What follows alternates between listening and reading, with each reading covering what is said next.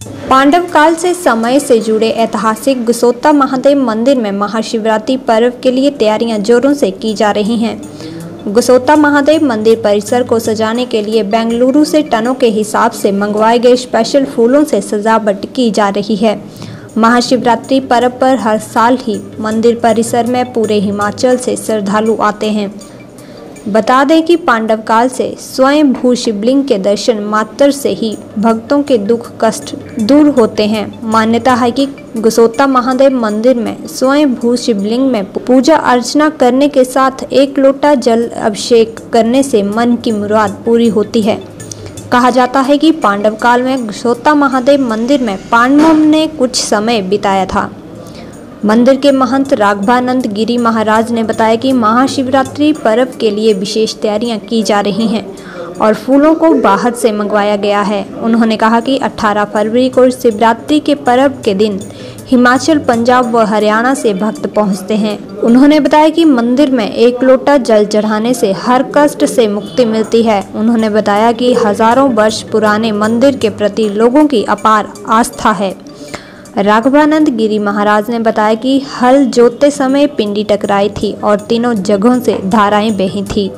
उन्होंने बताया कि गाथाओं के अनुसार किसान और बैल दोनों अंधे हो गए थे। उन्होंने बताया कि जब लोग वहां पहुंचते हैं तो सभी लोगों ने प्रार्थना की, जिससे किसान और बैल की ज्योति वापस आई थी। इसके बाद महादेव पूजन के साथ पालकी में पिंडी को रखा गया, लेकिन विश्राम के लिए गुसोता में रुके थे, जहां से दोबारा पिंडी नहीं उठाई जा सकी। वहीं स्थानीय व्यक्ति ने बताया कि गुसोता महादेव मंदिर की हजारों साल पुरानी गाथाएं हैं, जिसमें हल जोत से समय बड़ी पिंडी मिली और हल से खंडित होने पर गुसोता में रखा गया, लेकिन विश्राम करने के बाद पिंडी को उठाया नहीं जा सका और इसे इसी स्थान पर स्थापित किया गया था। मंदिर की प्रत्येक वर्षों की बात इस बार भी वही तैयारी है। इस बार थोड़ा विशेष तैयारियां हैं। नेक्स्ट समय हमेशा उत्साह उमंग से भरा हुआ होता है, इसमें वृद्धि है। महादेव जी की कृपा है और महादेव के चरणों में कोट कोट नमन करते हुए महाशिवरात्रि की महा तैयारी चल रही है।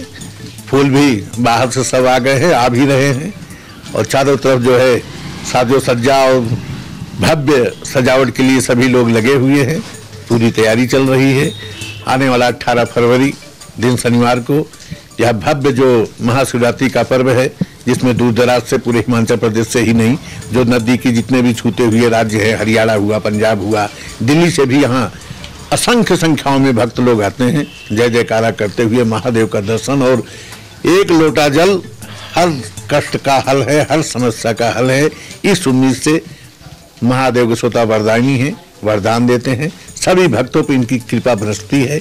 उस आस्था से ये हजारों वर्ष पुराने प्राचीन इस आस्था के केंद्र महादेव गुसोता के पास महाशिवरात्रि की भव्य तैयारी चल रही है। ऐसा है, यहाँ से कोई 1.5-2 किलोमीटर की दूरी के ऊपर ना एक किसान हल जोत रहा था। ये पुरानी बात है, काफ़ी कोई 1500-1600 साल की बात है। तो जब वो हल जोत रहा था तो उसी हल की नोक से एक पत्थरनुमा नीचे से निकला और वो कहते हैं कि थोड़ा सा उसमें जल रूपी तो खून की धारा छोटी छोटी थी और उसने अपने सारे ग्राम के बीच में जा कर के लोगों को जगाया कि देखो ये एक बड़ी आश्चर्य की बात हो गई है, आओ देखो। तो उन्होंने देखा तो ये पत्थरनुमा था और उन लोगों ने एक पालकी बनाई। पालकी के बीच में उसको नीचे से धोया, एक बड़ी भक्ति थी और उसके बीच में धो करके वो ले आए सारे लोग उठा करके। और जब वो यहाँ लाए तो यहाँ विश्राम किया। विश्राम करने के पश्चात जैसे ही वो पालकी को उठाने लगे तो ये जो पत्थर था ये नहीं उठा। तो उन्होंने उस समय के बीच में वो उन्होंने यही स्थापित कर दिया, यही स्थापित किया। उस दिन से इसकी पूजा होती थी। तो लोग अपनी भावना को लेकर के अपने ग्राम से धोती और साथ में कोई गागर वगैरह या घड़ा वगैरह लाते थे और यहाँ नहा धो करके पूरा घड़ा पकड़ करके शिवलिंग के ऊपर वो जल चढ़ा देते थे। अगर वर्षा होनी होती तो भगवान के चरण है नीचे, तो उन चरणों के पास अगर ये पानी चला जाता, क्रॉस कर जाता, तो शाम को वर्षा हो जाती थी। और दूसरे जो है वो हमारे छोटे छोटे बच्चे जब हम होते थे तो उस समय कालियाँ इतना काले रोड मी बना दे रब्बा छोड़े छोड़, तो ऐसा करते थे और बच्चे नहाते थे और ग्राम से वो थोड़ा सा दलिया और कुछ गुड़ ऐसे लाते थे और यहीं से वो स्नान करके वो दलिया बना करके चढ़ाते थे, तो वो बारिश हो जाती थी। तो लोगों की बड़ी अच्छी भावना है, यहाँ पर शुद्ध भावना है, अपनी भावना को लेकर के वो आते हैं और उनकी जो मनोकामना है वो पूरी हो जाती है। महादेव का यही आस्था है। पांडवकालीन उप ज्योतिर्लिंग स्वयंभू महादेव गोसोता यहीं से कुछ दूर पर एक किसान के खेत से हल जोतते समय हल से लोहालू से टकराए थे। 3 जगह पर पिंडी में निशान आज भी विद्यमान दिखाई दे रहा है। एक निशान से खून की धारा बह रही थी, दूसरे निशान से दूध की धारा बह रही थी और तीसरा जो कटा हुआ साइड में है उससे जल की धारा बह रही थी। ये धाराओं को किसान नहीं देख पाए। महादेव के प्रकोप से किसान और बैल दोनों अंधे हो गए। जब लोग वहां पहुंचे, जिनके घर के किसान बैल थे, वो देखे कि इनकी ज्योति चली गई है। ऐसी नीचे देखे तो पिंडी ऐसी घटना देखकर जहां बैल सब रुके हुए थे, सभी ने अरदास किया, बड़ी प्रार्थना की, बहुत लोग जुट गए। फिर जाकर के अरदास करने के बाद किसान की ज्योति आई, बैल को ज्योति आई और यहाँ के राजाओं महाराजाओं जो जमींदार थे उनको सभी को स्वप्न आया कि हमें ले चल करके इस जगह पर इस राजा के इष्टियालय पर हमें स्थापित करें।